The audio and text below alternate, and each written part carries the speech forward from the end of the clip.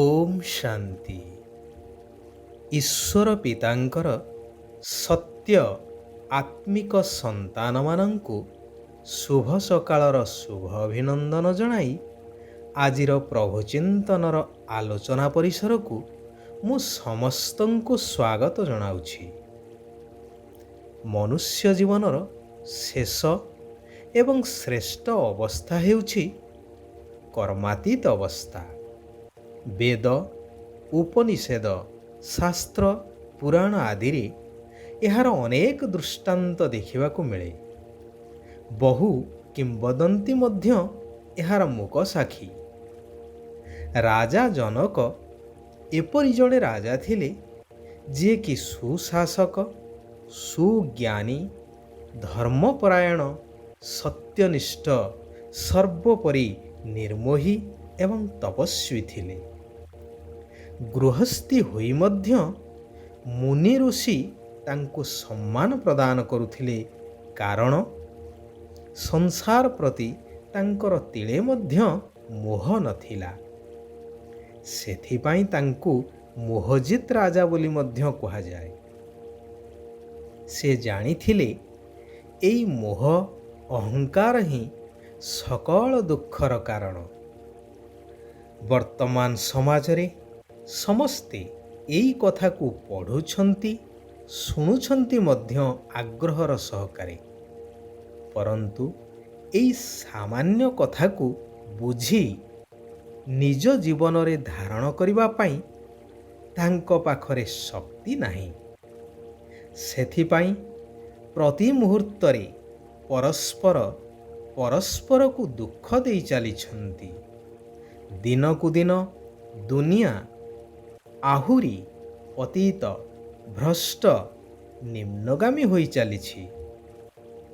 ମୁଁ ସର୍ବସ୍ୱ ଦୁନିଆରେ ସମସ୍ତେ ମୁଁ ରାକ୍ଷସର କବଳିତ। ନିରାକାର ଶିବ ପିତା କହୁଛନ୍ତି, ମଧୁର ଆତ୍ମିକ ସନ୍ତାନଗଣ, ଏଇ ପୁରୁଣା ଦେହ ଏବଂ ଦେହର ସମ୍ବନ୍ଧୀ ଯେଉଁମାନେ କି ପରସ୍ପର ଦୁଃଖଦାୟୀ ଅଟନ୍ତି, ସେମାନଙ୍କୁ ଭୁଲି ଏକମାତ୍ର ବିଦେହୀ ନିରାକାର ଈଶ୍ୱର ପିତାଙ୍କୁ ମନେ ପକେଇ ଚାଲ। ତାଙ୍କର ଶ୍ରୀମତ ଅନୁସାରେ ଚାଲ। ମନମତ, ପରମତ, ଶାସ୍ତ୍ରମତ, ଗୁରୁମତ ଆଦିରେ ଦ୍ୱାପର ଯୁଗରୁ ଚାଲି ଆସିଛ ଏବଂ ତାହାର ଫଳ ଆଜି ସମସ୍ତ ବିଶ୍ୱବାସୀ ଭୋଗ କରୁଛନ୍ତି। ଏ ବିଷୟରେ ଆଲୋଚନା କରିବାର ମଧ୍ୟ ଆବଶ୍ୟକତା ନାହିଁ, କାରଣ ସମସ୍ତେ ଏହାର ଅନୁଭବୀ।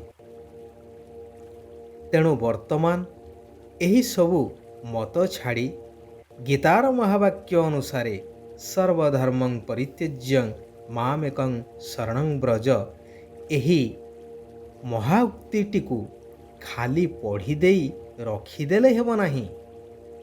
ଏହାକୁ ବୁଝିବା ଦରକାର ଏବଂ କାର୍ଯ୍ୟରେ ଆଣିବା ଦରକାର।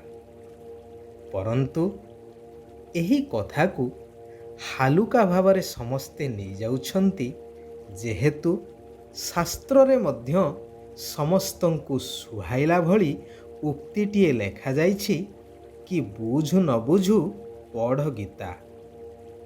ଏ କଥାର ତାତ୍ପର୍ଯ୍ୟ ସୁଧୀ ଜଣେ ବିଚାର କରିବେ ଏହା କେତେ ଦୂର ଯୁକ୍ତିସଙ୍ଗତ। ବିଦ୍ୟାର୍ଥୀଟିଏ ବିଦ୍ୟାକୁ ନ ବୁଝି ଖାଲି ପଢ଼ି ଚାଲିଲେ ତାହାର ଯାହା ଅବସ୍ଥା ହୋଇଥାଏ, ବର୍ତ୍ତମାନ ସାରା ସଂସାରର ମଧ୍ୟ ସେହିଭଳି ଅବସ୍ଥା। ପୋଥି ପଢ଼ତେ ପଢ଼ତେ ଧୋତି, ମରମ ନ ଜାନେ କୋଇ। ତେଣୁ କୌଣସି କଥାବସ୍ତୁର ବାସ୍ତବିକତାକୁ ଉପଲବ୍ଧି କରି ଜୀବନରେ ଉପଯୋଗ କରିବା, ଏହା ହିଁ ବୁଦ୍ଧିମାନର ପରିଚୟ। ସୃଷ୍ଟି ବର୍ତ୍ତମାନ ଏକ ବିରାଟ ଘଡ଼ିସନ୍ଧି ମୁହୂର୍ତ୍ତ ଦେଇ ଗତି କରୁଛି, ଯେହେତୁ ଏହା ହେଉଛି କଳିଯୁଗର ଅନ୍ତିମ ଚରଣ। ସମସ୍ତଙ୍କୁ ଏଇ ଦେହର ଦୁନିଆକୁ ଛାଡ଼ି ବିଦେହୀ ଘର ଅର୍ଥାତ୍ ଆତ୍ମିକ ଘର ପରମଧାମ ବା ଶାନ୍ତିଧାମ ବ୍ରହ୍ମଲୋକକୁ ଯିବାର ଅଛି। ନିରାକାର ପରମାତ୍ମା ପିତା ଆସିଛନ୍ତି ସମସ୍ତଙ୍କୁ ଆତ୍ମଜ୍ଞାନ ଦ୍ୱାରା କର୍ମାତୀତ ଅବସ୍ଥା କରାଇ ନିଜ ସାଥିରେ ମୂଳ ଆତ୍ମିକ ଘରକୁ ନେଇଯିବା ପାଇଁ। ସେଥିପାଇଁ ଶିବ ବାବାଙ୍କର ଶ୍ରୀମତ ହେଉଛି ସନ୍ତାନମାନେ ଏହି ସତ୍ୟ ଜ୍ଞାନକୁ ସମ୍ପୂର୍ଣ୍ଣ ରୂପେ ଧାରଣ କରି ଏହି ଅନ୍ତିମ ଜନ୍ମରେ ପବିତ୍ର ରୁହ।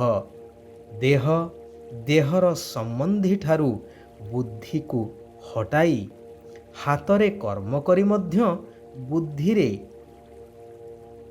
ଏହାଠାରୁ ଅଲଗା ରହି ନିଜର କର୍ମାତୀତ ଅବସ୍ଥା ତିଆରି କର। ତେବେ ଜନ୍ମ ଜନ୍ମାନ୍ତରର ବିକର୍ମ ପାପ ଆଦି ଭସ୍ମ ଯାଇ ତୁମେ ଶିବ ବାବାଙ୍କ ସହିତ ବ୍ରହ୍ମଲୋକ ଘରକୁ ଫେରି ଯାଇପାରିବ। ଯଦି କର୍ମାତୀତ ନ ହେଲ ତେବେ ମଝିରେ ରହି ଦଣ୍ଡ ଭୋଗ କରିବାକୁ ପଡ଼ିବ। ବିନାଶ ସମୟରେ କେତେକ ଆତ୍ମା ଯେଉଁମାନେ କର୍ମାତୀତକୁ ପ୍ରାପ୍ତ କରିନଥାନ୍ତି ସେମାନେ ଶରୀର ଛାଡ଼ି ଏହିଠାରେ ହିଁ ଘୁରି ବୁଲିଥାନ୍ତି। ସାଥିରେ ଯିବା ବଦଳରେ ଏହିଠାରେ ହିଁ ପ୍ରଥମେ ଦଣ୍ଡ ଭୋଗୀ ହିସାବ କିତାବ ଚୁକ୍ତ କରିଥାନ୍ତି। ସେଥିପାଇଁ ବାବାଙ୍କର ଶ୍ରୀମତ ହେଲା କି ସନ୍ତାନମାନେ ମୁଣ୍ଡ ଉପରେ ଯେଉଁ ପାପର ବୋଝ ରହିଛି, ପୁରୁଣା ହିସାବ କିତାବ ରହିଛି, ସେଗୁଡ଼ିକୁ ଯୋଗବଳ ଦ୍ୱାରା ଅର୍ଥାତ୍ ମୋ ସ୍ମୃତିରେ ରହି ଭସ୍ମ କର। ତେବେ ଖୁସି ଖୁସିରେ ମୋ ସହିତ ଘରକୁ ଯାଇପାରିବ ଏବଂ ଭବିଷ୍ୟ ସତ୍ୟଯୁଗୀ ସ୍ୱର୍ଗ ଦୁନିଆରେ ଉଚ୍ଚ ପଦର ଅଧିକାର ପ୍ରାପ୍ତ କରିପାରିବ। ମୁଖ୍ୟ କଥା ହେଉଛି ବୁଦ୍ଧିରୁ ସମ୍ପୂର୍ଣ୍ଣ ରୂପେ ଭଗବାନ ସର୍ବବ୍ୟାପୀ ଏହି ମିଥ୍ୟା ଏବଂ ଗ୍ଲାନି କଥାକୁ ବାହାର କରିଦିଅ। ଯେଉଁମାନେ ବୁଦ୍ଧିମାନ ସେମାନେ ଏହି କଥାକୁ ବିଶ୍ଳେଷଣ କଲେ ଭଲ ଭାବରେ ଅନୁଭବ କରିପାରିବେ କି ପ୍ରକୃତରେ ଆମେମାନେ ଅନ୍ଧକାରରେ ଅଛୁ, କାରଣ ସର୍ବବ୍ୟାପୀର ଜ୍ଞାନ ଦ୍ୱାରା ସବୁକିଛି ଭୁଲ ବା ମିଛ ପ୍ରମାଣିତ ହୋଇଯାଉଛି। ଚାହେ ପୂଜାପାଠ ହେଉ, ତୀର୍ଥବ୍ରତ କୁହ, ଦାନ ଧର୍ମ ହେଉ ବା ଅବତାର କଥା ଯାହା ବି ହେଉ। ଯଦି ସର୍ବବ୍ୟାପୀ ପୁଣି ଯଦା ଯଦା ହି ଧର୍ମସ୍ୟ ଗ୍ଲାନିର୍ଭବତି ଭାରତ କ'ଣ ପାଇଁ ରଚିତ ହୋଇଛି?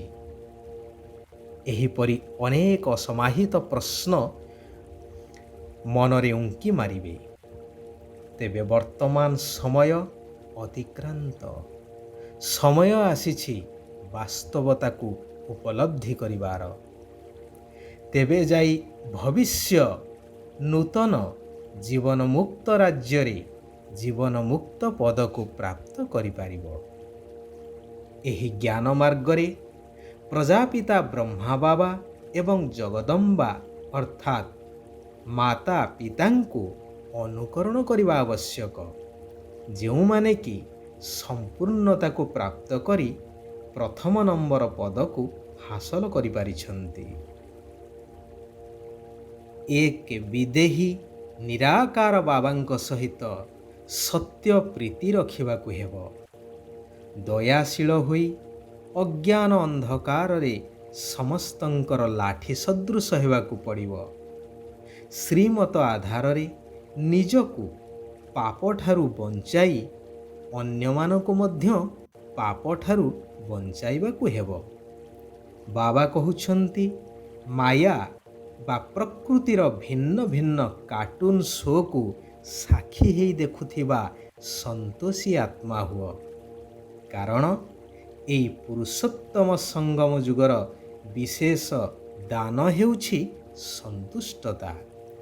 ଏହି ସୃଷ୍ଟି ନାଟକରେ ପ୍ରତ୍ୟେକ ନିଜ ନିଜର ଅଭିନୟ କରୁଛନ୍ତି, ତେଣୁ ଏଥିରେ ଆଶ୍ଚର୍ଯ୍ୟ ହେବା ବା ଚିନ୍ତିତ ହେବା ବା ଦୁଃଖିତ ହେବାର ନାହିଁ।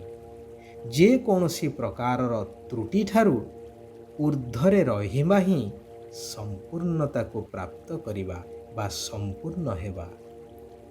ଆଚ୍ଛା, ଆଜି ପାଇଁ ଏଇଠାରେ ବିରାମ ନେବା। ଓମ୍ ଶାନ୍ତି, ଓମ୍ ଶାନ୍ତି, ଓମ୍ ଶାନ୍ତି।